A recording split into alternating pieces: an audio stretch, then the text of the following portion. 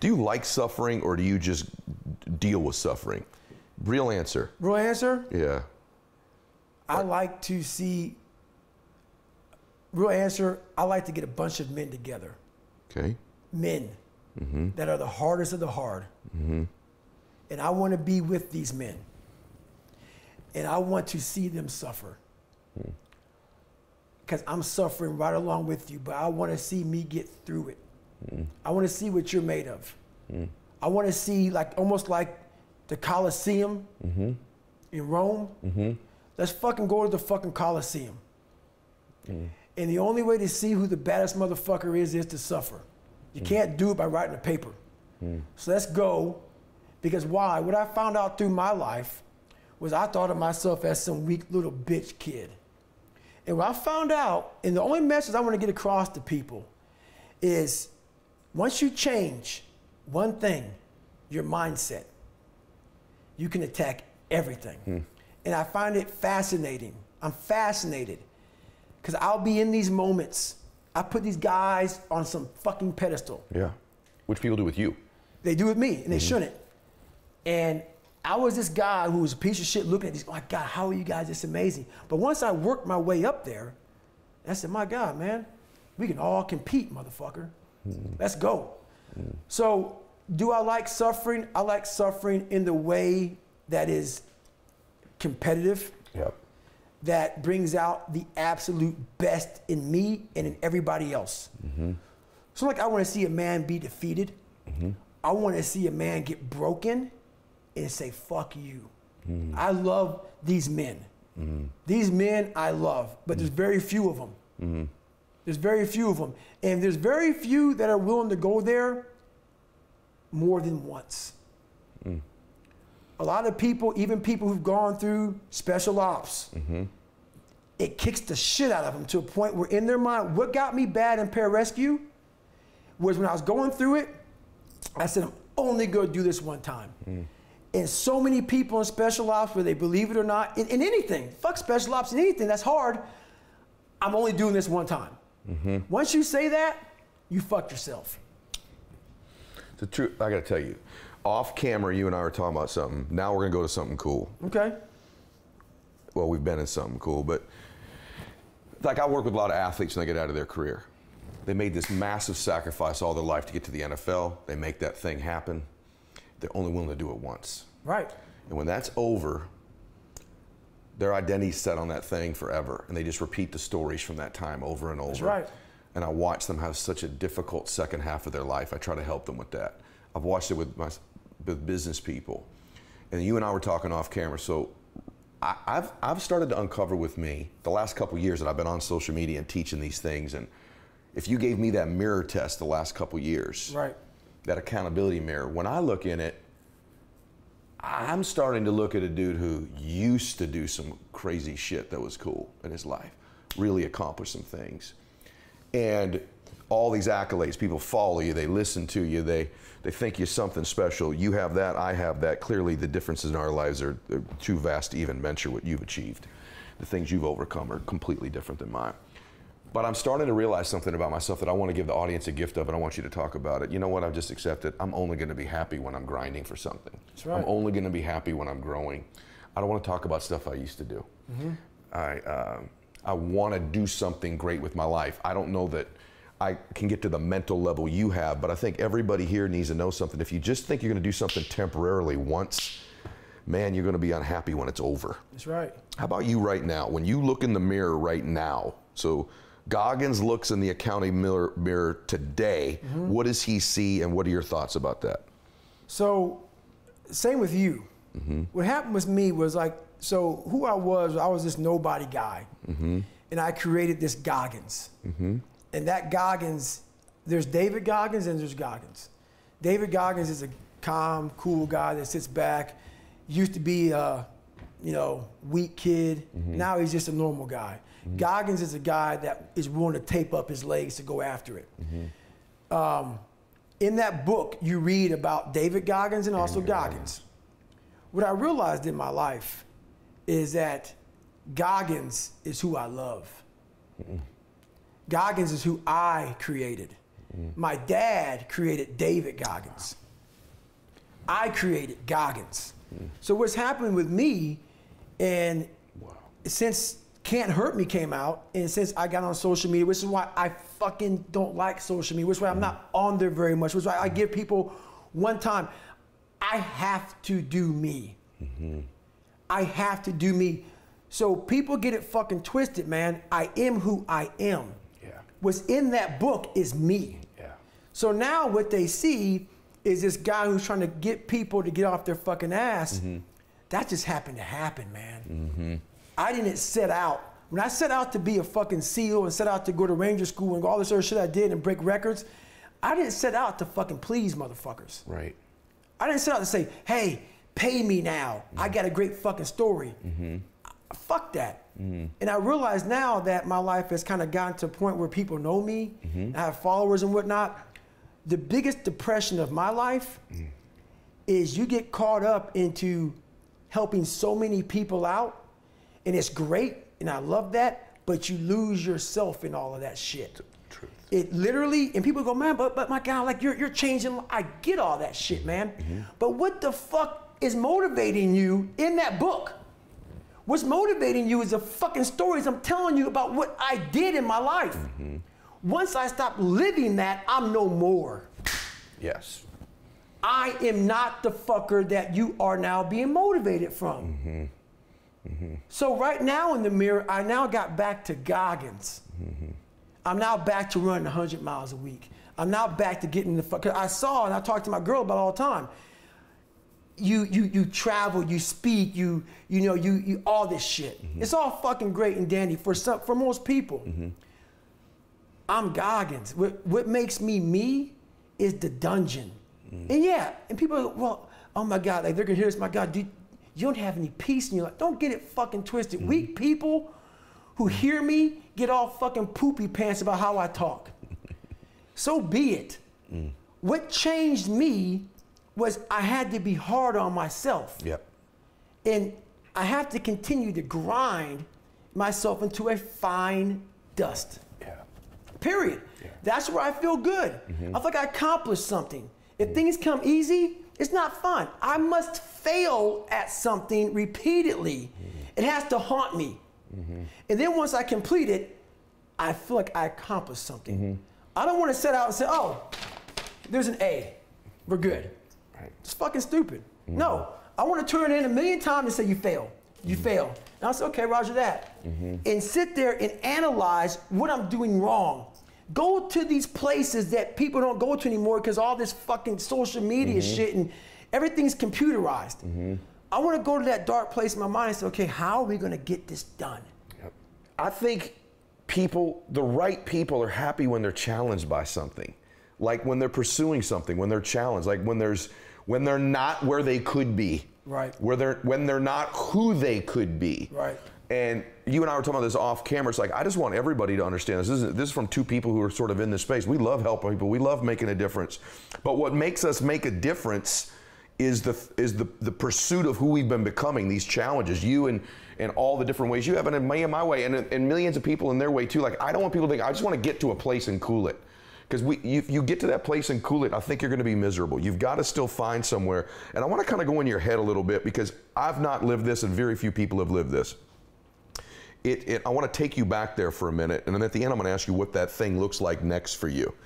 But so this whole thing that you did, you get out, I can't cover the whole military thing because I want them to read the book, right? But then you're like, hey, you really never done any of this before, but this is sort of the formula of what we're talking about. Then the military thing ends, and then you're like, yeah, I'm gonna go like run, I'm gonna do the Badwater 135. My cardio was 20 minutes every Sunday on the elliptical trainer. Okay. That was it. That is it. So I'm looking at all these different races, and one comes up, number one, the hardest race in the world, Badwater 135. 135-mile race through Death Valley. I'm like, that sounds fucking nuts. But it didn't describe that it was like a couple-day race. I'm thinking, okay, that has to be like a fucking 7-day race. Because I don't know people who run like that. So I end up calling Chris Kosman up. Chris Kosman is the race director of Badwater. And he lives out here in California. He's like, hey, man. I'm like, hey, Chris. I call him up in the first conversation. I actually have all the emails in my book from me, him going back. He's a fucking stickler, man, to tell you that. So I call him up. I said, hey, man, I'm going to do this race. He's like, have you ever run 100 miles before? I'm like, no. He goes, well, to get my race, you have to do a 100-mile race. And you got to do 100 miles in 24 hours or less. There was only 2 more races I could do before the deadline dropped. And so I'm like, he goes, you live in San Diego, right? I'm like, yeah. This was Wednesday. I call him up on a Wednesday morning. He goes, well, there's a race on Saturday. And it's called the San Diego One Day at Hospitality Point in San Diego, where you run around a 1-mile track for 24 hours and see how many miles you can get. So I'm like, fuck it, man. This guy's kind of calling me out. I'm gonna get this shit done. I'm a SEAL. I'm a badass. Been through Ranger school and shit. I got this. Hardest thing I did my entire life, dude, was this one race. So I go. Harder than getting through? Hell yeah. Wow. I was not prepared at all.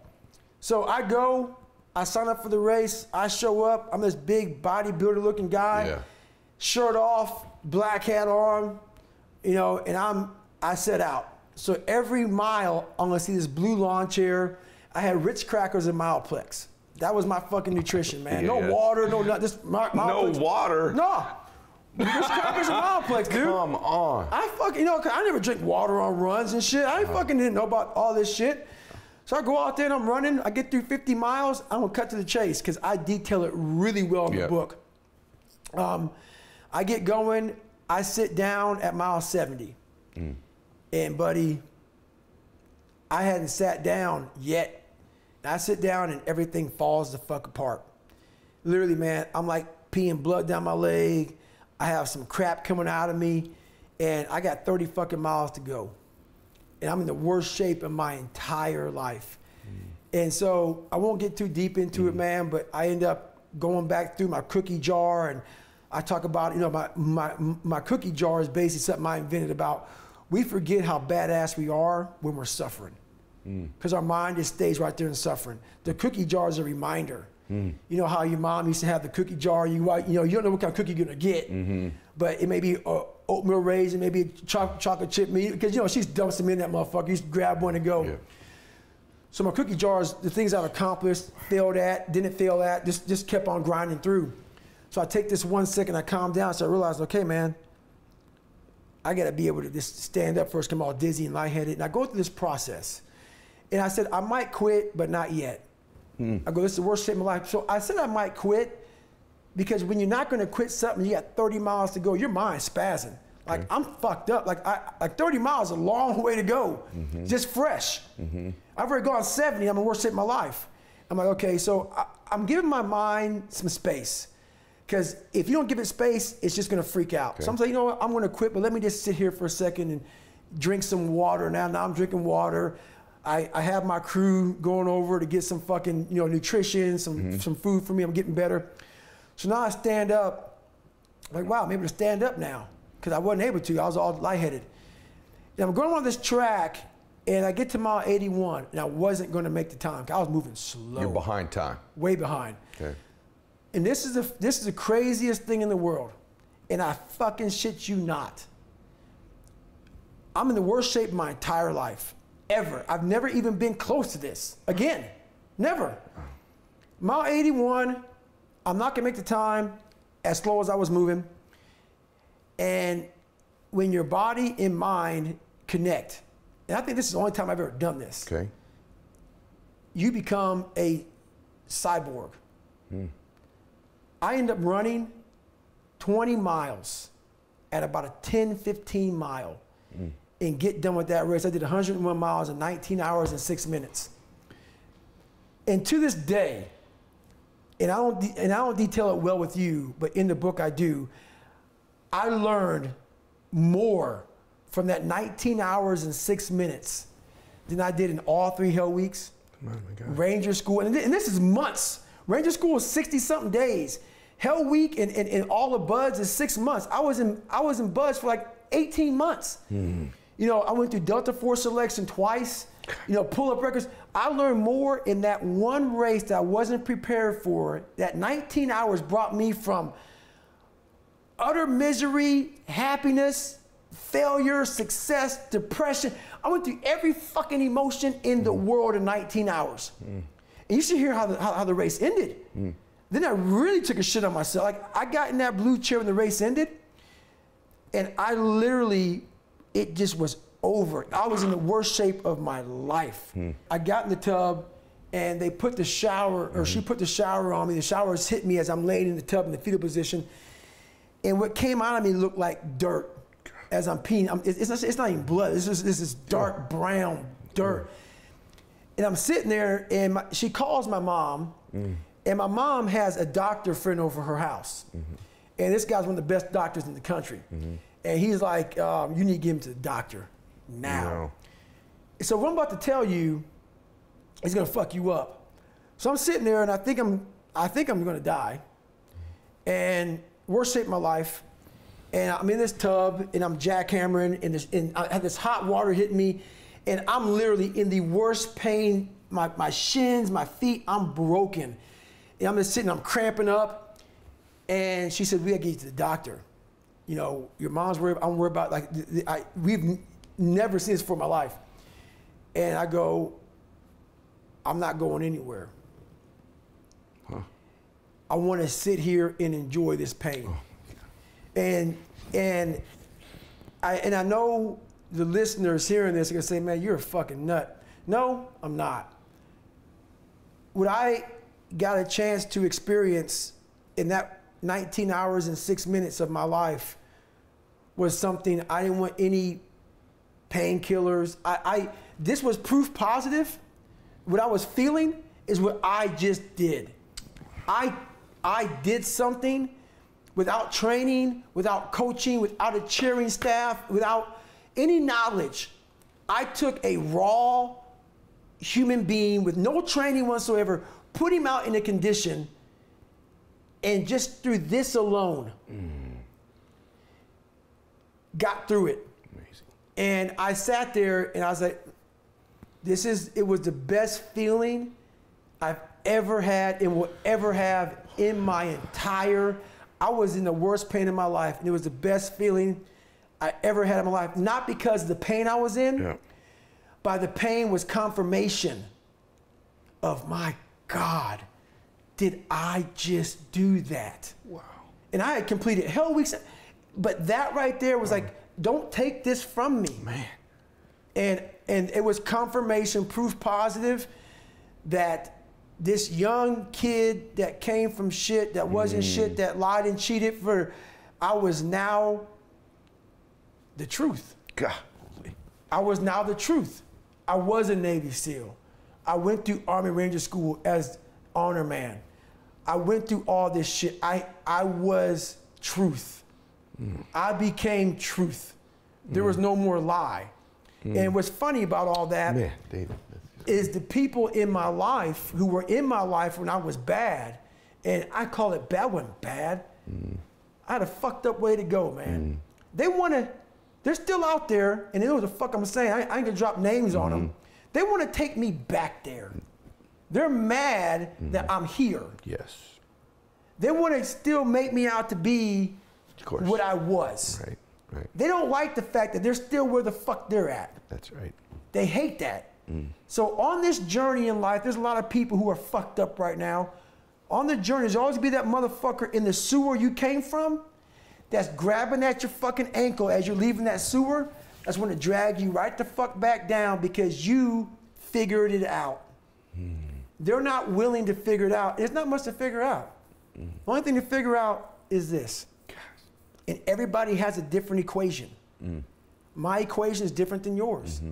My equation was very different than most people's. And it's not about being sadistic. It was just about that right there was kind of like the moment of my life where I realized I don't like to say that I've arrived because you never want to have that I've arrived mentality because you stop. But that was the moment that I realized that I was the truth. Hey, it's Ed Mylett. I just wanted to thank you for being here, and I would ask you to please subscribe to the show. If you just click the subscribe button here, I would really appreciate it. It helps the show grow so we can get even more successful guests on the program to help you. At the same time, if you're subscribed, you're going to get access to the programs before anybody else in the world gets access to them. So if you would, click subscribe right here. Thanks so much. Suffering and comfort. And many years ago, my friend Wayne Dyer shared a story with me, and I tell it a little bit different, and I use it for a different purpose than him. But I want to tell you the story about the 4 philanthropists. And so many, many years ago, there was this war going on in this village. And in the village, the people that lived there lost the war, and all of the men in the village were imprisoned. And the prison was actually in the village. And so imagine all of the husbands and brothers and sons were imprisoned in the very community that they grew up in. And there were these philanthropists. There were 4 of them that all wanted to come along and live their destiny, live their purpose, and make a difference in the world. And so one of the first philanthropists came along and found out that all these men were sleeping in very uncomfortable conditions, and there was, they were sleeping on rocks. There weren't adequate mattresses, and there wasn't great pillows or anything like that. So he said, I'm a very wealthy man, and I'd like to help these men in the prison suffer in a little bit more comfort, to give them some comfort in their suffering. And so I'd like to donate pillows and mattresses so that they could sleep comfortably. And the prison agreed, and he donated all the mattresses and the pillows so that these men could sleep in some comfort. And he felt great. He thought like he fulfilled his purpose and his destiny in life and made a difference for these men. The second philanthropist came along and found out that the men were bathing in terribly dirty water and were drinking this water and were becoming, malnourished and were dehydrated because they couldn't keep the water down. And he said, listen, I would like to donate clean water so that these men can have a little bit more comfort in their suffering. And so the prison agreed, and he donated clean water to the prison. And he felt great about the fact that he did. He felt like I've fulfilled a purpose. I've fulfilled my destiny. I've made a difference in these people's lives. The third philanthropist found out, he lived in town. He was a farmer. And he found out these poor men that were once in the community that were now living right there in this prison were eating terrible food. It didn't taste good. It was unhealthy. It had some maggots in it from time to time. And he went to the prison and said, listen, I own a farm. I grow fresh food. I would love to be able to donate the meat and the eggs and the produce and the vegetables to these men that are in prison just to give them some more comfort.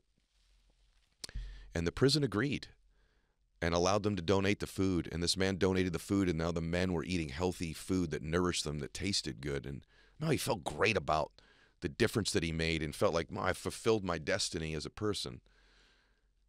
But then the 4th philanthropist came along. And the 4th philanthropist, he was a saint.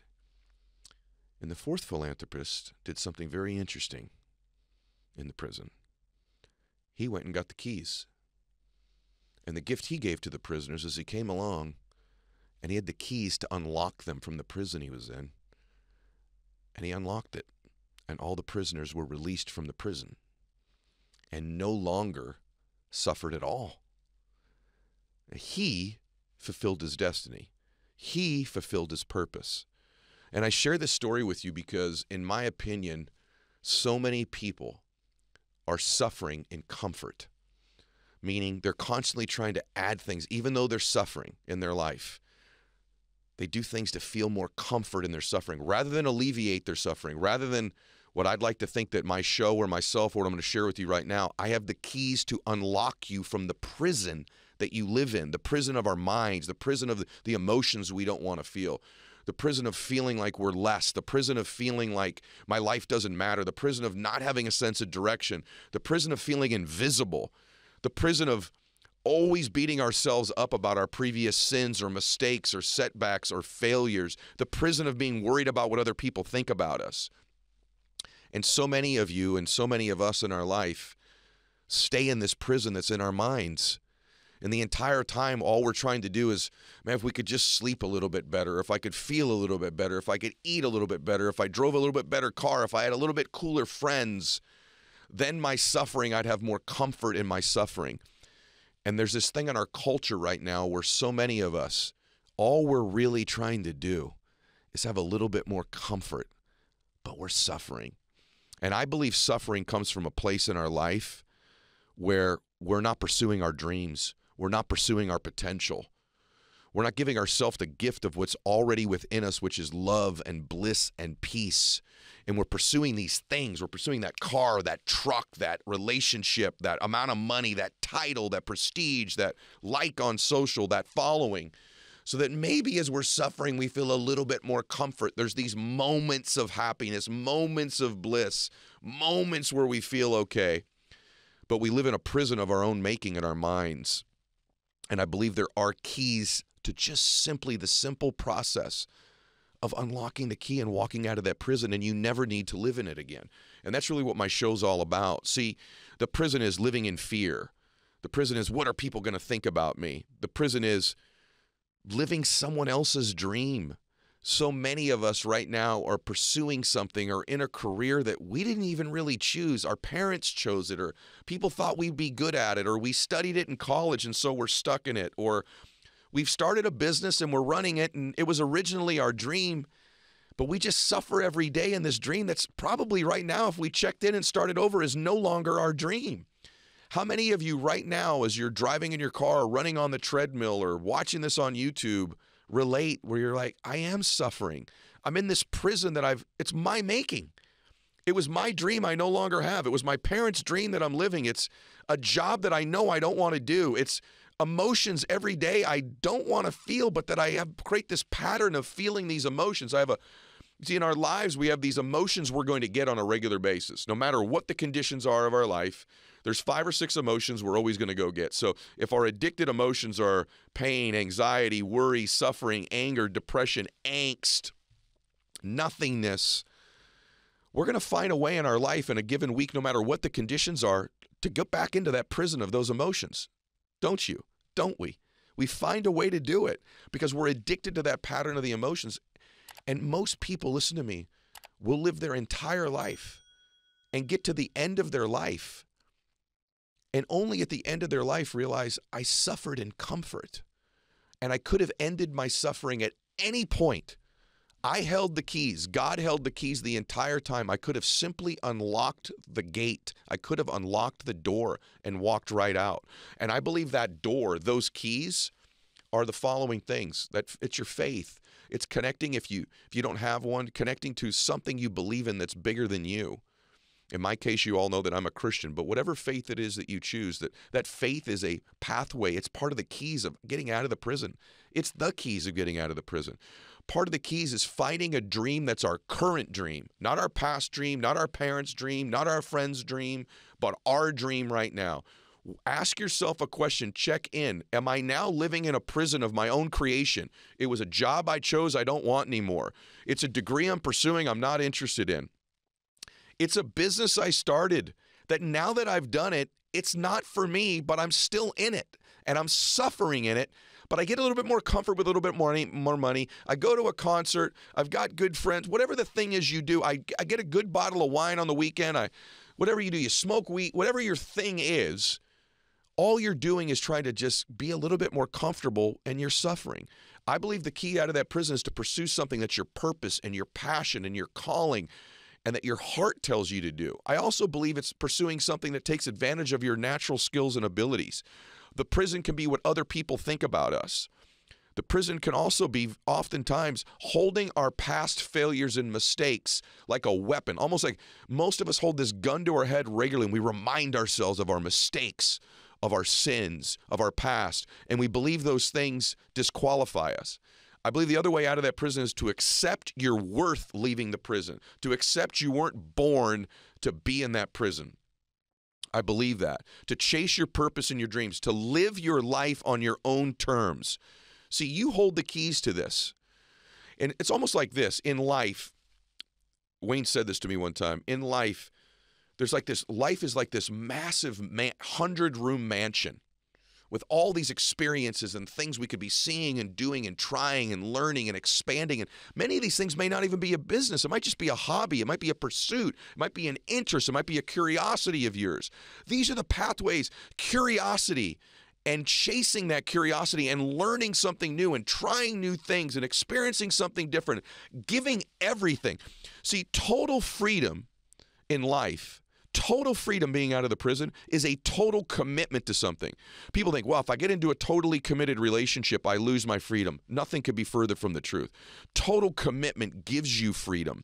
Well, if I get totally committed to my business, man, I'm going to lose the freedom. Not true. Total commitment is the keys out of the prison. Half commitments, halfway committed to a relationship, halfway committed to a business, halfway loving what you do. That's the prison. That's the lack of freedom. Total freedom is actually total commitment, because once you've totally committed, now you're free to create. Now the options are whatever you want them to be in your life. And so I'm a huge believer that these keys, those are the pathways out of the prison in our minds. Those are the prisons out of our life. See, Wayne said to me, it's like life is like this 100-room mansion. And we're born into it, and we get into this, we've chose this one career or this one relationship, and we spend the majority of our life in that one room in a 100-room mansion. Think about that for a minute. All the different experiences, things you could be learning, seeing, and doing in your life. But you spend almost every day, most of us, in the same room, in the same life, in the same mansion of life, with the same people doing the same things, suffering, and just a little bit more comfort. And you can dress that room up all you want. You can dress it up all you want. You can have the best blankets, the best food, the best drinks, but you're still suffering. You can leave that room anytime you want. There's hundreds of other rooms. In fact, there's hundreds of other mansions that have hundreds of other rooms all over the world. There's a big world for you to experience. My challenge for you today, and that pathway out of there, my challenge for you today is to take the keys right now. Take those keys and open the door and at least mentally step out for a minute and say, I can end my suffering by pursuing my passion, by giving myself the gift of my faith, by giving myself the gift of my happiness and my bliss, by only being around people who love me and believe in me and treat me the way I'm worthy of being treated. I'm going to begin to treat myself the way I'm worthy of being treated. I'm going to regularly audit my life and take a look at what my dream is now, not what my dream was when I was 18 or 13 or 25 or whatever your age was. At some point, what's your dream now? If you could dream again now, if you could have the emotions you wanted now, if you could pursue your purpose now, what would it be? Those are the keys out of your prison. You were not born to suffer in comfort. You were born to do something great with your life. You were born to leave this prison. You were born to do something awesome, to contribute to the lives of other people. And your past does not disqualify you. And just because you've been in this prison or in this one room, in this 100-room mansion, and that one mansion does not mean that you need to live there the rest of your life. At any point, you can make a decision to step right out of that place and begin to create again. And by the way, just the visual picture of stepping out right now, if you gave yourself this gift, I'm going to step out. I'm going to begin to create. I'm going to begin to learn. I'm going to begin to grow. I'm going to begin to pursue my passion.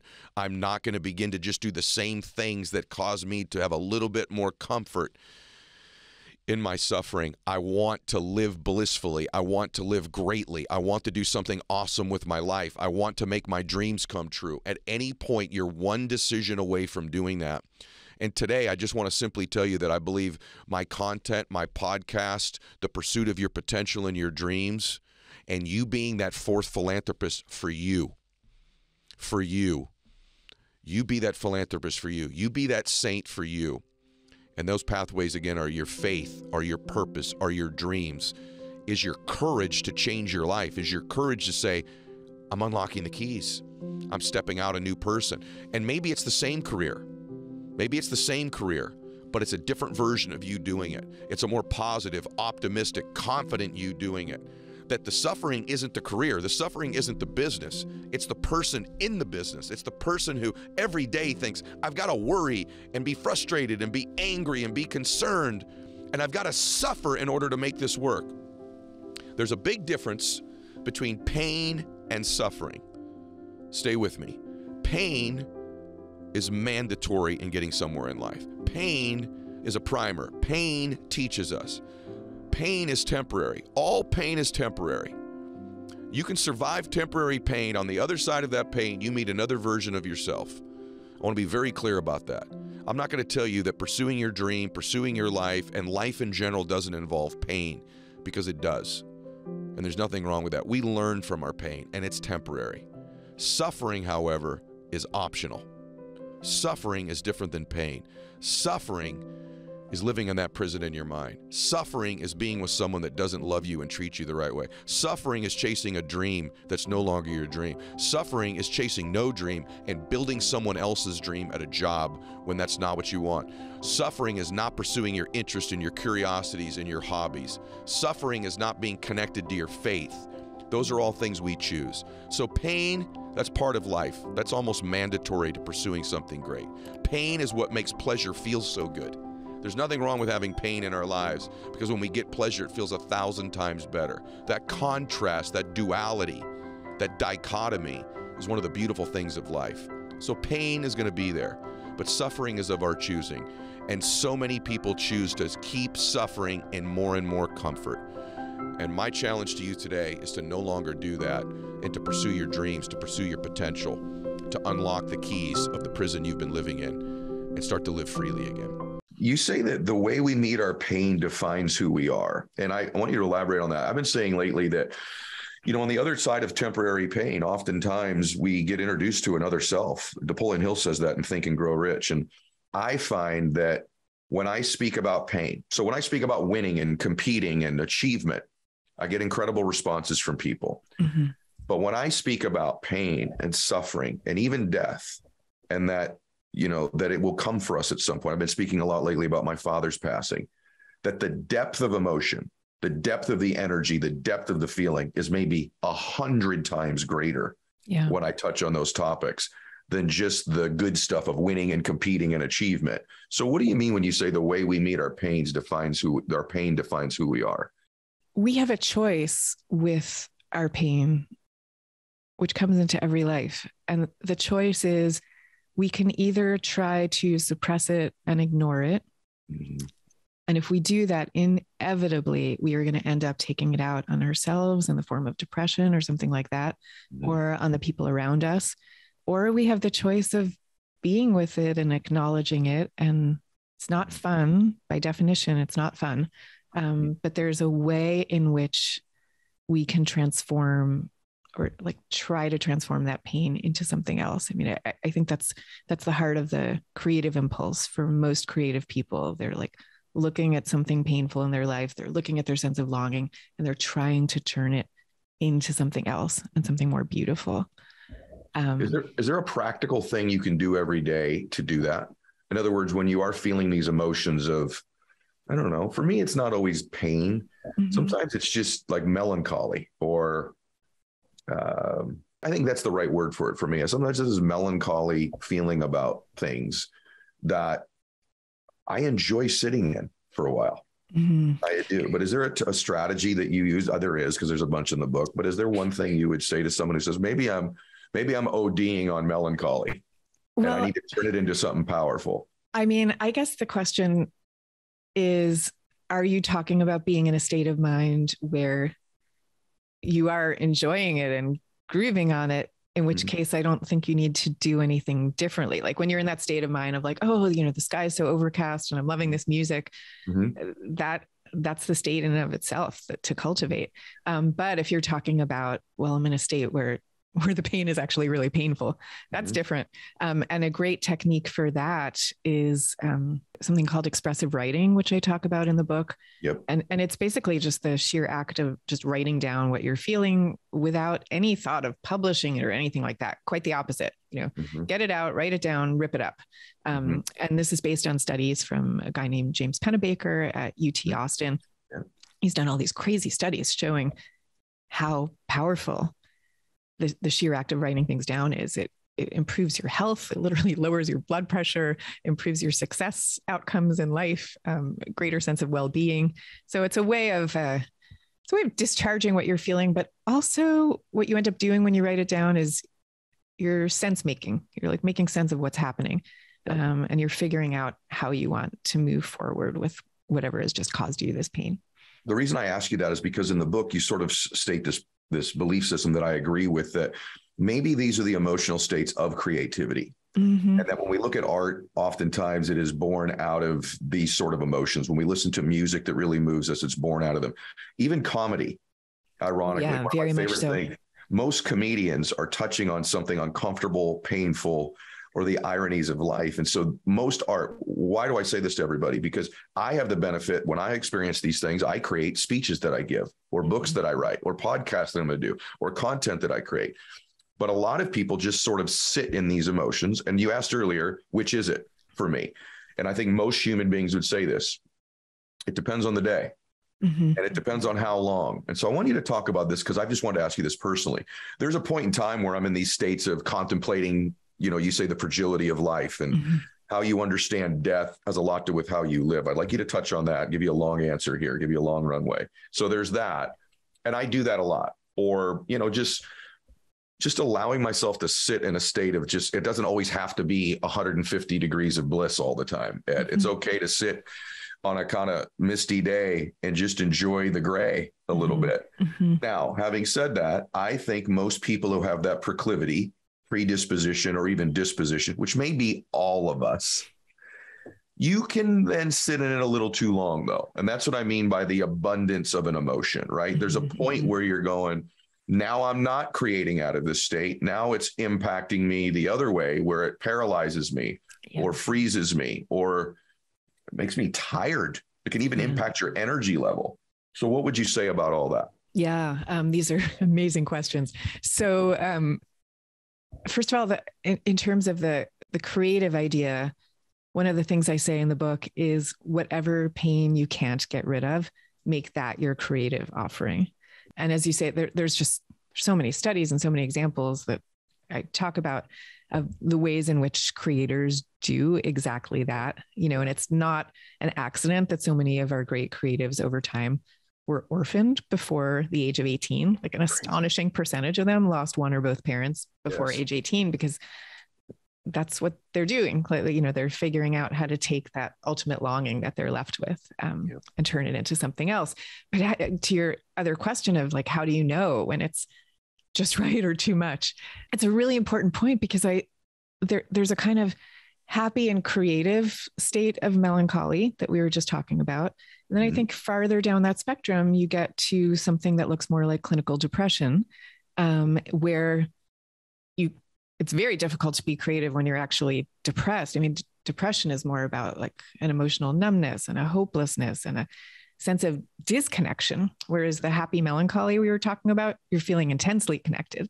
So the thing to do is to sort of tune into where you are in that spectrum, right? And if you feel you're slipping towards something that resembles clinical depression, that's a time to get help as opposed to only thinking, well, how can you can keep on trying to turn it into something else, but you also might need to be looking to outside resources for help with what about this Buddha? I think it's a Buddhist practice you talk about in the book called metta. Is that what it's called? Oh, yeah. What is that? I think this is a tool that could be used by people sort of in all situations, but maybe particularly the one that I'm discussing. If you could just get into that just for a second, because I think it's super powerful. Yeah, absolutely. So metta is a practice that basically means loving kindness meditation.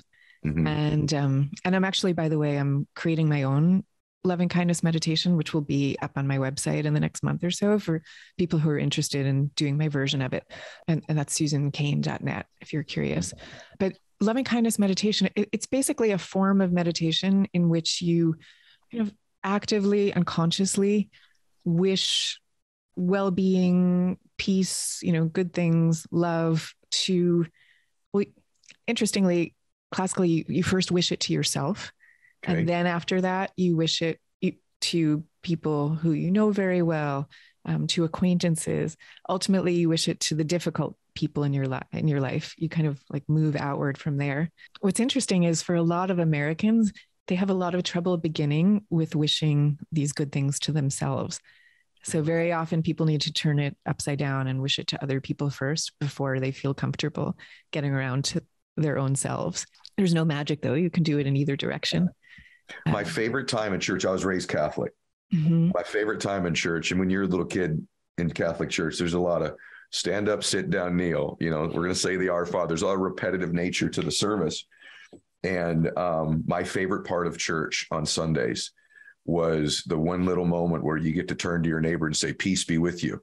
Oh, yeah. And I loved that part of church. In fact, I miss it because I don't go to that church any longer. And my dad said to me when I was a little guy, and this is even when my dad was drinking, because he was still a really good man. He goes, you know, I do that quietly all the time when I pass strangers.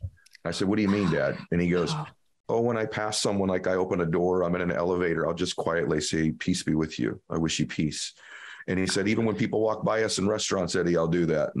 And that's a practice that I've had all my life, because a lot of times with parents, things are caught, not taught, right? Yes. One of the greatest gifts I give myself all the time is my quiet prayers when I see somebody. I'll even see a family at a table and just say, peace be with you.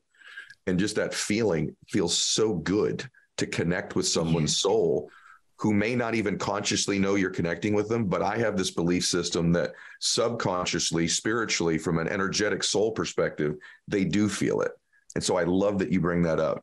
I completely agree with you. I have total goosebumps listening to the fact that you do that. And I think not only from a soul perspective, even if you look at it just from a human evolution perspective, we are designed to pick up on each other's cues, and we do it in 1,000 ways that we're not even consciously aware of, which is, so I think people would be picking it up, you know, from you saying that. And that's exactly what practicing metta does. Like I notice whenever I'm not as good as I should be about doing this all the time, but I notice whenever I do practice it, you know, then I go out into the world and I'm just sort of like automatically doing some version of what you just said. Do you know why it works for someone like you and I and almost everybody listening? Because it's going to go to the other thing I want to talk about, which is that I'm an introvert.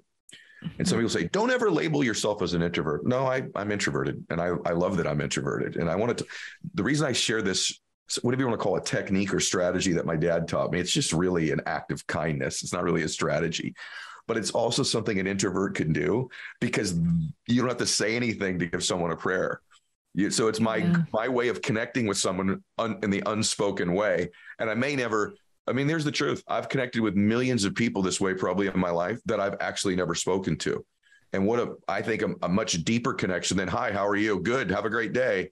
I think much deeper connection is to say, peace be with you, or, you know, I wish you a beautiful day. I wish you bliss. Like I love saying that quietly to myself or another person. Don't you agree? Oh my gosh, I absolutely love it. And I am sure you're radiating something at them when you're doing it. I feel that way too. I do too. I'll give you another version of something like that I do. It's almost like the flip side of what you just described. So I wrote in the book about this video that the Cleveland Clinic put out that went viral. Cleveland Clinic is a hospital, and the video was designed to teach empathy to their caregivers. And so what this video did, it takes you through the hallways of the hospital, and you're passing all these random people who you normally wouldn't think one way or another, except in this case, there are these little captions that are underneath each random person as you pass them by. And the captions tell you what the person is going through at that moment. And sometimes it's happy things like, you know, just found out he's going to be a father for the first time. But more often, because it's a hospital, the captions are things like, you know, under a little girl going to say goodbye to her father for the last time. Like these heartbreaking things. You cannot watch this video without tearing up. It's impossible. So once I saw this video, I started to do this practice where I just try to imagine what people's captions are as I pass them by, you know, just in everyday life. I love it. And I don't know the answers, but there's something about wondering what they are that makes you interact with them completely differently, you know, and care about them in a different way. I love you. I do that too. And I sometimes, perhaps I'm making it up in my mind, and I'm just going to say, so I've never said this before. I've never thought about it consciously till you just said it, but everyone gets to listen to you and I talk about this, which is cool, right? This is no longer a podcast. It's just you and I talking. But oftentimes, oh my gosh, this just confirms what you believe so much more deeply. It just dawned on me. I do that quietly when I watch people or I'm in a place, and it's harder and harder the more well-known you are to do it intimately, because someone sees you, then they know you. So it's a little harder than it used to be for me, but I do it. And I also, ironically, sometimes sense their pain. And I almost project a story onto them in my mind about what they are insecure or they feel invisible. Oftentimes, because I think these folks feel so invisible, this is my way of seeing them, even though maybe auditory wise, they don't know it. And so it makes me really even confirm your work even more, because I don't usually picture them in their most blissful or happy state. Right. I picture them in their pain and their sadness. And that just must prove even more deeply. That's how we connect with one another. Yeah, absolutely. I mean, we're designed to do it, right? Like the species wouldn't survive if we couldn't look after helpless children who come into this world as crying infants. Like that's what we do. Oh, God. And because of that, like that ability radiates outward from there. Yeah. So, by the way, if people wonder whether this is true, give them this stat. See, if I'm a business person listening to this, like, okay, what's the business? I'll give you the research. Yeah, the business application of this is maybe you should stop always trying to connect with people on their victory and their wins and what you or your company can do for them, but begin to connect much more deeply with people, which is their pain and their anxieties and their fears and their story, their sadness. I think you'd find you'd connect a whole lot more deeper, even as a busy person. But give us the research, especially the one about the songs on the playlist. Oh, yeah. Okay. Give us both. Okay. So the songs on the playlist, well, there's a lot to say about that. First of all, people whose favorite songs are sad songs like you, we'll start with the other way. People whose favorite songs are their happy, upbeat songs, they listen to them about 175 times. People like you who love the sad songs, 800 times. Crazy. And we also know that the songs that make people feel, the chills and the goosebumps and the real feels, they're the sad songs. They're always the sad songs. Yeah. And people will say, this is what makes me feel connected to, to the sublime, to the wondrous, to something outside myself. It's always the sad songs. I love it. I love it. I want everyone to know that. And by the way, you and I both always want to give the caveat. We like sunny days. Yes. And we like happy songs too. Yeah. It's just, we kind of have a tendency towards the other. So you're also going to talk about this research, what I was talking about from a business standpoint. I think you're going to kind of confirm some of that research. Oh yeah. Well, what I wanted to say about like people connecting to each other through their sadness. So like there's this amazing psychologist whose story I tell in the book. His name is Dr. Keltner. And he's done all this groundbreaking research proving what he calls the compassionate instinct in people. And compassion, what it literally means, that word is with sorrow, like with suffering. So it means, you're reacting to somebody else's pain or distress, the way you were just saying. So he's located this in our bodies, basically. Like if you, just one example, and there's a whole bunch of them, but we have what's called a vagus nerve. It's the biggest bundle of nerves in our bodies. It governs our breathing and our digestion. So it's very fundamental to who we are and to our survival. And also, when you see another being in pain, your vagus nerve becomes very activated. Interesting. Yeah. So it's like the same nerve that's helping you breathe is also telling you to respond to the pain of the person to whom you've just wished well in the grocery store. That's how we're designed. I love it. I just think everyone, maybe this could give you a different perspective on how you interact and view humans and one another. Just this little, I don't think even Susan, how big this theory is and that I'm validating as a truth. Because I think taken to its logical extension would change the way that humanity interacts with one another, how we treat one another, our religious and political differences, our slight nuances that make us different. This is what would connect people in a much more kind way. It would give leaders of companies and teams and businesses and countries a completely different perspective on how to lead and connect with people and bring them together. So I love this work. I have to share something with you about this connecting with people with their pain, and it'll take me a minute, but my audience knows some of this, but here's how correct your work is. My dad was an alcoholic and a little bit of a drug addict. And the biggest decision of my lifetime was my dad getting sober. And he stayed sober for the rest of his life, like 35 years. But about 3 weeks ago, I read your book because I knew we were going to do this. And the next night, Susan, I just want to share with you how profound this work is and these thoughts are for everybody. So I read your book. I read it in a sitting. And that night I went to bed. The next night when I went to sleep, I had this vivid dream of something I didn't realize that I'm 51 years old. And that is that someone helped my dad. And some precious soul stepped forward and helped my father get sober in the darkest moment of his life, when he was losing his family, maybe losing his life. And some precious human connected with my dad and changed my family forever, changed my great-grandchildren. People listening to this, you wouldn't be listening to this. And guess how he connected with my dad? Through their shared pain and suffering. That person was also an alcoholic, also a drug addict. They knew the shame. They knew the fear. They knew the embarrassment.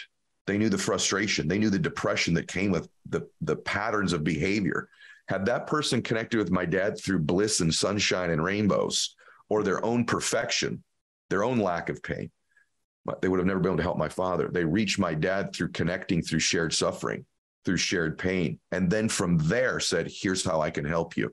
So from every perspective in life, the connecting point is here, and then how I can help you. Isn't that a great example? Oh my God. It's an amazing, amazing, amazing example. Thank you so much for sharing that. Yeah. And I think I don't have that dream if I don't read your book the day before.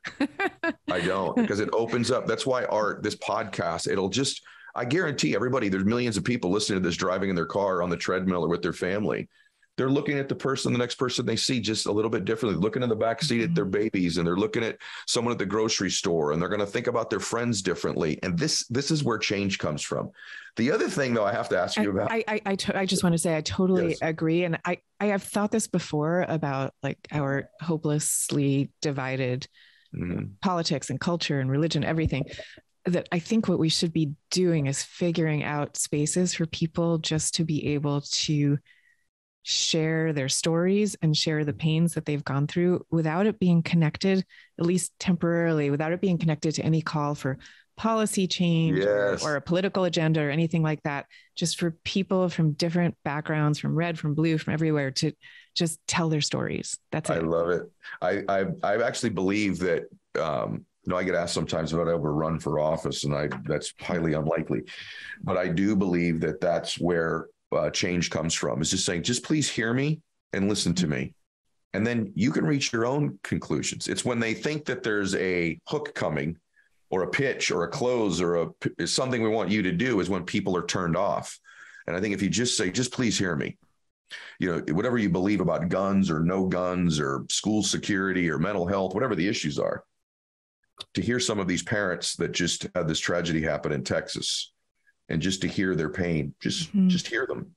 And many of them have differing views themselves on what should be done about it. But you would reach a more beautiful and correct conclusion if you just listened to people and heard their pain and heard their suffering. Do you ever think about what you think about? Because if you did, and if you took control of that, you could alter the direction of your entire life. Most people never take the time to take an inventory about their thoughts, yet our thoughts control our world. Our thoughts are like magnets. They literally draw towards us that which we obsess about. And so most people never take the time to analyze what they think about. The most successful people I know are the most self-aware, meaning they're aware of what they do, and they're also aware of what they think. They're aware of how they're perceived. So today's message is about thinking. So here's some stats you need to know. Number one is, average person, you and I, have about 75,000 thoughts a day rattling around in this thing we call our brains and our minds. 75,000 of them. The crazy thing is 91% of those thoughts are identical to the previous day, and are identical to the day before that, and the day before that, and the day before that. And then we wonder why our life seems to repeat itself over and over again. So really the difference in our life, if we have 75,000 thoughts a day, here's the crazy thing, 91% of them are exactly the same. The separation in our life is in those 9% of their thoughts, because remember this, these magnets are pretty powerful. That's why I'm always saying that your obsessions become your possessions, because they do. You draw into your life exactly what it is you think about. It's a physical reality that you attract to yourself what you think about. So the difference in our life is 9% of our thoughts. That's why people say all the time, the difference between winning and losing is so small, it's almost too scary to talk about. And really, we've identified what it is. It's 9% of what we think about alters the direction of our life. So what I'm here to tell you today is, you've got to hone in and get aware of what you think about, and then alter those 9% of the thoughts that are variable on a daily basis to serve you. Because if you don't, these thoughts become like viruses. They're viruses in our minds. What happens in a computer when it gets a virus? It slows down. It becomes sluggish. It doesn't function at its optimal level. Same thing with our thinking. If we don't get those 9% of our thoughts to serve us, our lives go in a completely different direction. So remember this, you don't see things in your life as they are. You see things in life as you are. And so the more you alter you, the more you begin to see things differently. What's amazing about this is we control who we are by what we think about. Think about this just for a second. Wherever you're sitting watching this, the chair that you're sitting in, if you're sitting in a chair, if you're driving in a car and you're listening to this, that seat you're in started in someone's mind as a thought, right? Every detail of it, the fabric, the cushions, the way it's structured, every single piece of that started in someone's mind as a thought and then became a reality by putting out the pieces together.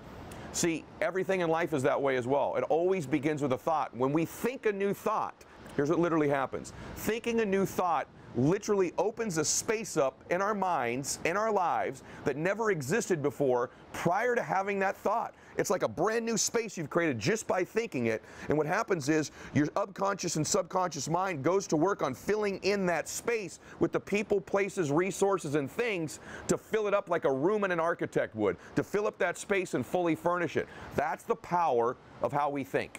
So literally everything that exists started as a thought in someone's mind and then became a material matter. And so you've got to begin to think about the things you want to materialize in your life on a regular basis and think about it repetitiously. Literally the things that we obsess about become the things that we possess in our lives. Most people, those variable 9% of their thoughts is the new thing they're worried about, the new fear they have, the new response to an email they have to make, and they never dictate the terms. Remember this, your mind is a weapon. And you got to begin to use it and pick that weapon up and control it. Most people are out of control with their mind. They don't point it at something. They let the world point it and they misfire all the time. So today, I want you to pick up that weapon that is your mind and begin to point it at the things you want, knowing that it's a magnet that draws to you the things in your life that you would most like to have or that you would most not like to have. And that's where most people make the mistakes in their life. So today I want you to begin with first taking an inventory of the thoughts you have that don't serve you. And I want you to write them down. And I want you to eliminate them. Step one, write down the thoughts that don't serve you and eliminate them. How do I eliminate them? By replacement. You eliminate them with replacement by thinking a new thought. It's as simple as saying, what thought would I need to have that would serve me to get this goal or dream or vision that I have? And get that thought, write it down, repeat it over and over and over and over again. Because there's a part of our brain called the reticular activating system. And it's the filter that we see the entire world through. I talk about it a great deal in my book, Max Out Your Life. You can click the link here. There's a little bit of the description in the bio as well, or go to maxoutbook.com. You can get the book or go to Amazon. But I talk about this in the book. The reticular activating system is the filter through which you see the entire world. It's powerful. And so that's why it filters out all the things in your life that aren't important to you, so that you can be sane. You don't feel the blood rushing through your left ear. You're not conscious of your breathing. A million stimulus would hit you. If you couldn't filter things out, you'd go crazy. This allows you to only filter into your consciousness what is most important to you. And what's most important to you is what you think about all the time. And it creates a filter. For example, that's why if something's important to you, the reticular activator reveals it to you through vision, sound, touch, you name it. And so, for example, you ever buy a new car, you got a new, blue Honda car. All of a sudden, don't you see that car everywhere? It's on the third, it could be 3 lanes over, other side of the freeway. You see blue Hondas all of a sudden everywhere. They were already all over the road. Why do you see them all of a sudden? You ever notice that before? Because that's become important to you because it's part of your reticular activating system now. So what if you could program your mind that the blue Hondas of your life are your goals, your dreams, and your visions? And the way we do that is repeated thinking, looking at our goals, visualizing them, seeing them over and over again. So let me give you a couple tips to do that. Number one, your smartphone you check about 400 times a day. 400. The most important thing you could do is on your screensaver program the thoughts that would serve you, the goals that would serve you. That gives you 400 triggers a day. Every time you pick up this phone, you're looking at your blue Hondas. You're looking at what's most important to you. And what happens is when you put that down, the RAS begins unconsciously to help filter into your existence the people, the places, the conversations, the things that will help you materialize that space you've created with the thought. It fills it with the furniture of your life, the furniture of the people, places, and things. So the second thing is to program your phone with your goals and dreams. That's 400 triggers a day to begin to alter those 9% of your thoughts. That's my challenge to you. As you program that RAS, what's going to begin to happen is you'll literally be sitting in a restaurant 3 or 4 tables over as you're in a conversation. Have you ever had this happen? You just can't help but hear somebody in that restaurant 3 tables over. You shouldn't be able to hear them that you do. And sometimes it almost drives you crazy, doesn't it? Like, I can't get these people out of my head. Why is it sometimes you can hear these conversations in a room or on an airplane away from you, and other times you can't? Because somehow that conversation became important to you, and the RAS filters it into you auditory through your hearing, and you begin to hear it. When you're obsessed with what you want, you begin to hear those conversations. When you're not obsessed, you miss them. Or you'll see something that you wouldn't see. You'll see the prospect. You'll see the situation. You'll see the opportunity. It's literally reveals you. It's almost like the Matrix. It changes our world. This is the power of what we think about. It's the most misunderstood thing in the world. It's literally taking control of your thoughts and pointing it at your life and your goals and your dreams as a weapon to magnetize towards you what you want. So my challenge to you is, number one, get control and be aware of the thoughts that don't serve you and eliminate them by replacement with the thoughts that do serve you. These thoughts are the things that you want in your life. We do that by repetitious thinking, and we do that by programming them in our phone, having some sort of vision board up in our lives. You can put your goals on your mirror in your bathroom, but you've always heard these things before, but you've never understood why they work, so most people don't do it. It works because it reprograms that filter in your mind to begin to find those things in your life. If you don't take control of them and you think you're just going to work your way into it, you will work yet another year, another month, another decade, and that life's going to look an awful lot the same, because we become what we think about. And if we don't alter those 9%, our life ends up looking exactly the same. So my challenge to you is to program your RAS, to write those goals down, and to repetitiously program them into your thinking as much as you can. I used to walk this beach as a kid and say, this is where I want to live someday. I knew exactly what beach, I knew exactly the area, and the more my brain went to work on that specific thought, that specific place, the more likely it was to happen. So remember this, the more specific you are with your thinking, the more intentional you are with the thoughts, the higher the probability of it happening, and your brain can go to work, that RAS can go to work on finding the people, places, things, and resources to fill in that very specific thought that you have. So don't be general, be specific, and repeat it over and over and over again to yourself. And you got a whole lot more likelihood of happening. The other thing is this, your brain likes to gravitate towards what it's most familiar with. The brain loves familiar things, okay? So the more you think about something, the more you place yourself on that beach, in that house, with that amount of money, with that body, the more repetitive it is that you place yourself in those things, those places, and those situations. The more your brain becomes familiar with it, the more it gravitates towards it. You can't think about it once. It's the repetition over and over again. Your brain begins to think, oh, I belong here. We belong here. You actually eventually convince yourself, literally, that you belong in your dreams by the repetitive and specific thinking and visions of them over and over again. One thing to be conscious of is the RAS doesn't reveal to you necessarily what you need necessarily, because what you need has always been there. What it does is it opens you up to seeing, hearing, feeling, tasting the things that you need in order to attract them into your life. The last part of the steps that I want to share with you is that you've got to control the beginning and the end of your day with your thinking. And so one of the first things you need to do when you wake up, after you do your stretching, your prayer, your meditation, whatever it is to take a 5-minute window and control your thinking, whether you after your meditation, your prayer, whatever it is, but you take a 5-minute window and you visually see your goals and dreams. Picture them as videos in your mind. Picture them as you possessing them, and see them written down on a sheet of paper.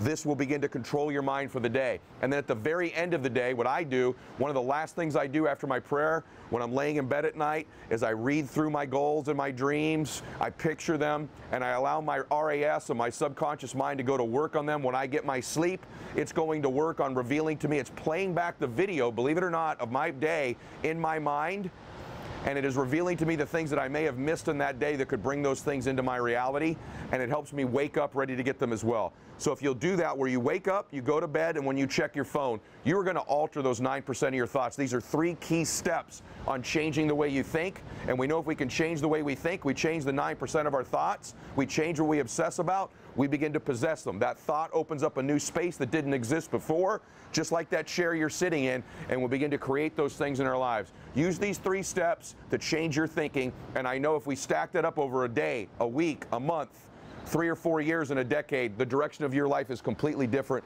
You see yourself living like this. I'm just curious.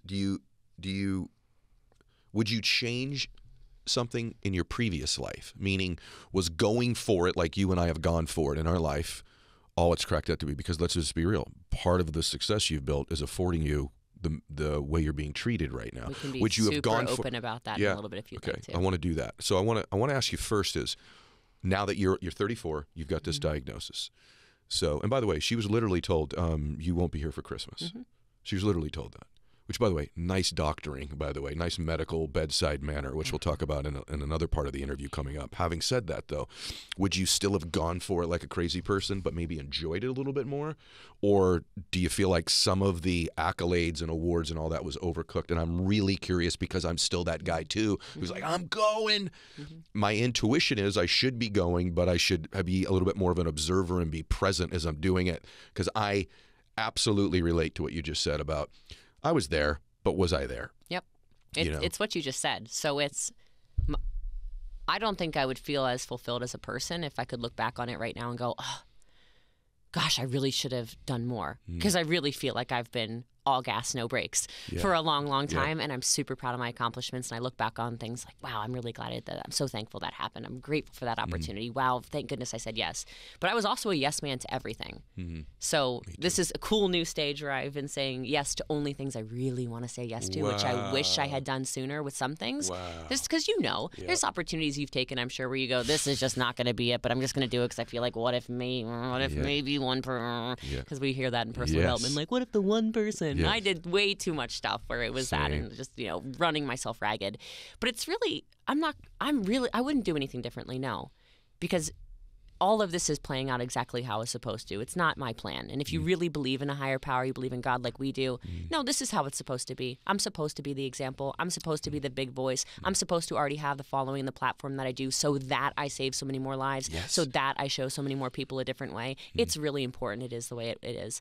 But I wish in those moments, because I've won every award there is for what I've done. Anything I touch, it's like, invest in Jessie Lee because it's going to turn gold. She does it. Oh my gosh, she did that. Wow. Like, I'm always the top performer. Yeah, I told her when I met her, I said, if you were a stock, I would buy you because she's going up. And also, by the way, you said something I want to finish on, though. So neither one of us are medical doctors, although you're a lot more like one than I am now because of all the medical care you've gone through. But you did say something that I want everyone to evaluate. You said you created this, meaning... And I think I know what you mean. All the stress, all the trauma, all the reliving the trauma, all the holding on to it, all the intensity pointed in the right direction makes a lot of awards and a lot of money. Intensity in the other direction can do harm. And I was actually asking, you came up last week. My mom asked me how you were doing because I've told my mom about you. And we were talking about my dad's cancer. My dad wasn't 34, my gosh, but my dad died young, relatively speaking. And I said, Mom, do you think Dad's trauma that he held on to from his upbringing and his stress, and my dad was this tremendous worrier. I inherited that from my dad. Most things with our kids are caught, not taught. I always say, I caught that from my dad, worrying and anxiety. And sometimes be around my dad, he's just like a sigh for no reason, And I said, Mom, do you think that maybe that brought some of this on or turned those genes on sooner, the stress and the anxiety and the worry? And my mom said, absolutely 100% yes.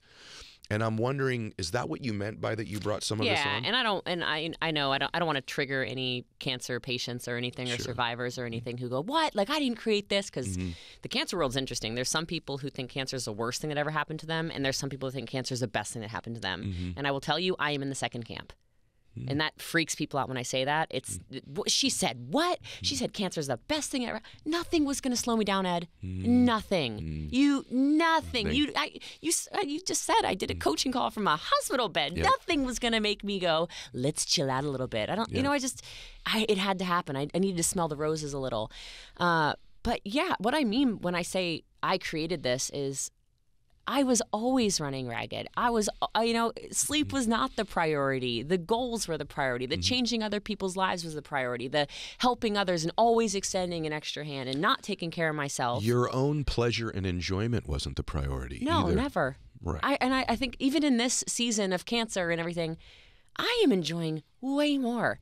And I don't mean because I'm saying no to things. It's part of it is that presence thing. And I'm still competitive. I really still don't know anybody who can outsell me right now, even. Like, good luck. Like, I'm She's still a monster. Speaking all over the place, crushing it. Yeah. It's yes to stuff I want, no to things I don't want. And so it goes back to all these high pressure things that I would put myself in and just, the toxic situations. And again, the no forgiveness. My mom was not the only person I didn't forgive.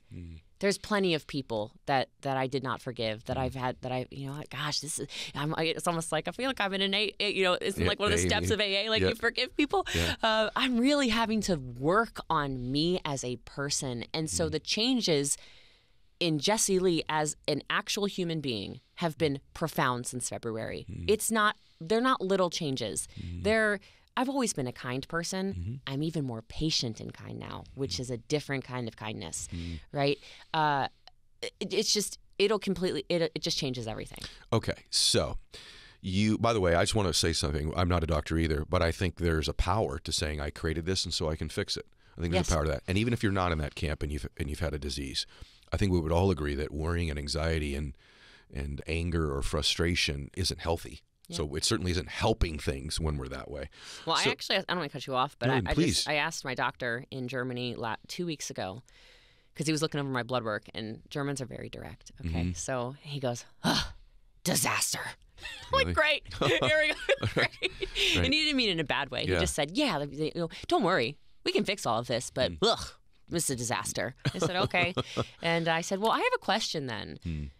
When you see other patients that their blood work is this bad, do they look like me? Yeah. Do they move like me? Because I'm not in pain. Right. I'm not in any of these things. He goes, absolutely not. Yeah. He said, but you have the strongest mindset I've ever met. And a lot of this health stuff is mindset over all of it. Yes, I have to treat all of it, but you have a belief system that you're going to win this. And a lot of people don't. And I know Dr. Joe Dispenza way more than I do, right? But even things like, don't become your diagnosis. You hear, oh, well, with cancer, I'm supposed to be really tired, and I'm supposed to be really, whatever, all these things. I'm supposed to look a certain way, walk a certain way. I got to stop doing all these things. I just didn't look up. I just didn't get on Google. Yeah. I just didn't become a diagnosis. I said, oh, wait. I remember walking out of my colonoscopy. And I said, hey, doc, by the way, what stage do you think this is? He goes, I mean, it's at least 3, because I can see it's in your lymph nodes too. Like, everything's swollen down there. I said, oh, okay, stage 3. Okay, no problem. And I just kind of walked out like, I don't even really know what that means, but I'm not going to let this ruin my good mood. I'm going to move forward. I'm not going to jump to conclusions. I'm not going to get on WebMD and find out what it, and it's not to say, like, sometimes I'll be like, well, what's coming my way? What's going on, whatever. And I told you earlier, I asked my doctor, hey, why are my lymph nodes a little swollen in my neck and my stomach feels like maybe? And he said, oh, I'm so excited. Your immune system's kicking on. This is your immune system working again. I'm like, oh, that's what this is. Okay. Because Google said for sure I'm a goner, I love this new guy, by the way, that you're working with. And by the way, everyone, I want to just interject, and then we're going to talk about diagnosis, and we're going to talk some business too. But I want to say one thing to you.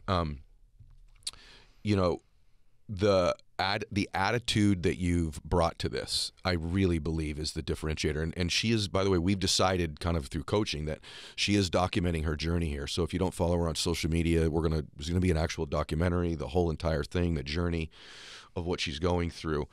And I'm just so proud of the way that you've brought your mindset to this, because, so many people that are listening to this right now have a challenge that they're worried about. And if anything happens to everybody, this should be one big perspective builder for you.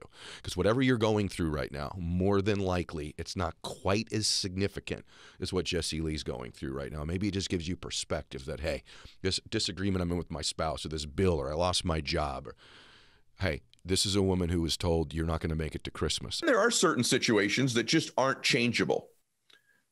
You've had an injury that ended a career like we both had, right? Or whatever. That is not changeable. It's a fact of life. It happened. Or there was a divorce, or you had a bankruptcy, or a business failed, or someone did you wrong.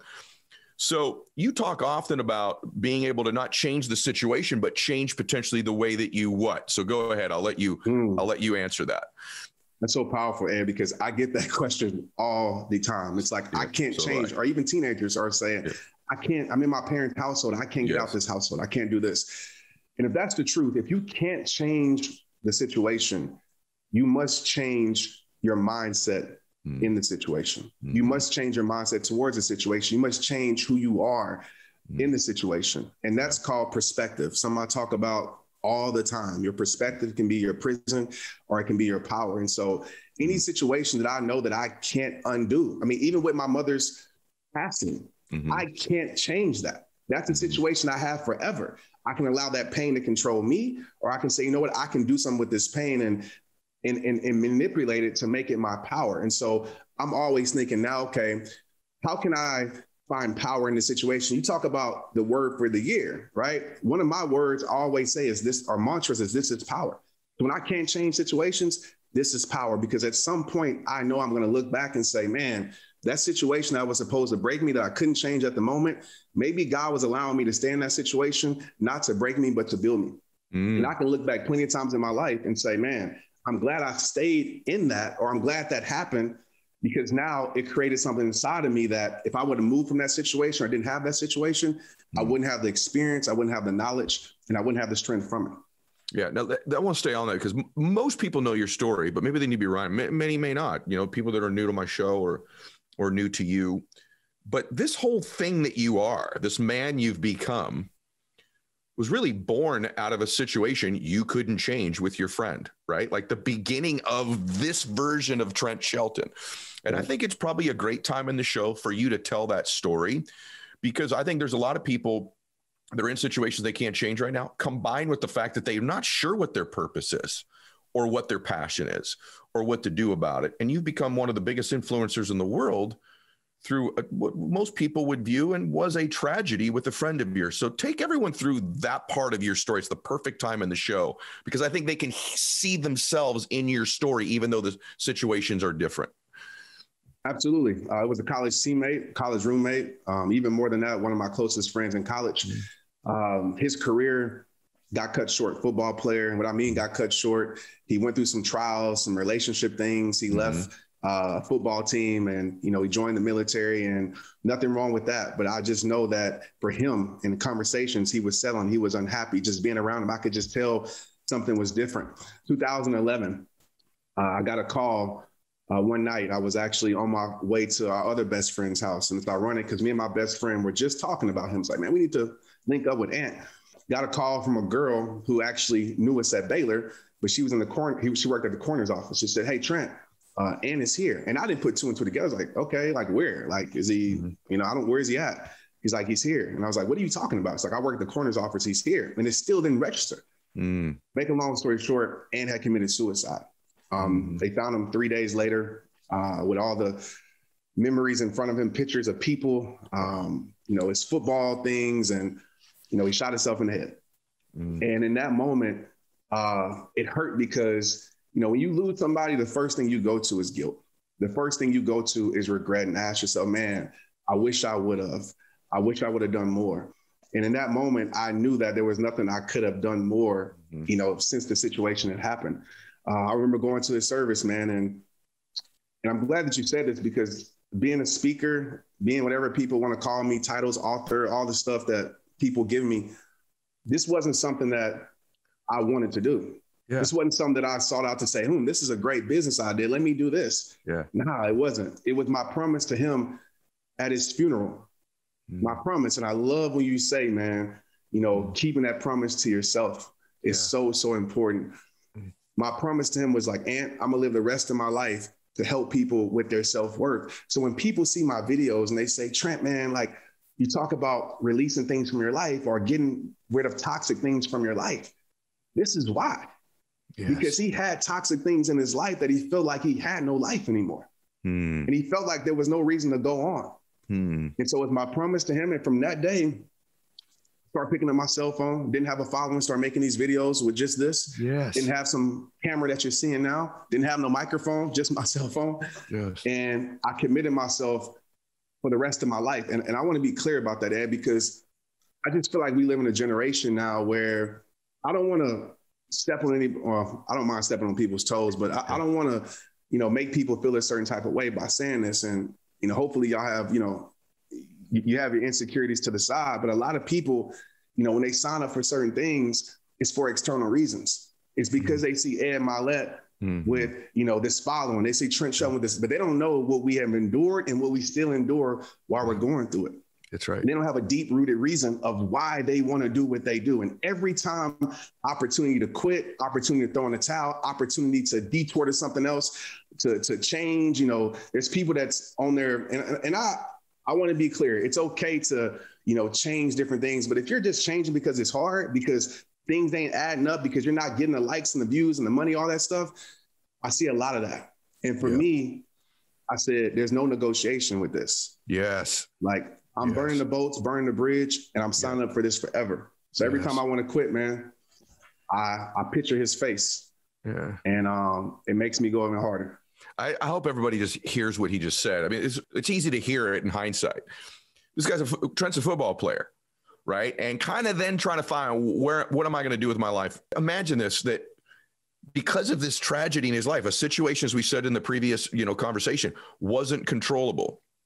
And he ends up becoming, through grabbing his cell phone and just starting to talk about this stuff, one of the biggest influencers on the planet. Hundreds of millions of views, probably over 1 billion if you added up all your content now, all of it combined, right? One of the most sought after speakers on the planet, podcaster, author, guy I've had, I think 3 people on my show only 2 times. He's one of them. And that gives you an idea of how highly I regard Trent.